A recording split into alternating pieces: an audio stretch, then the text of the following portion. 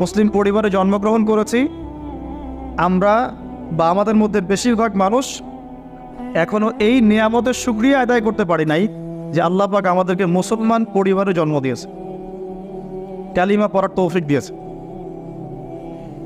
আমরা সহজে যা পেয়ে যাই তার মূল্য বুঝি না।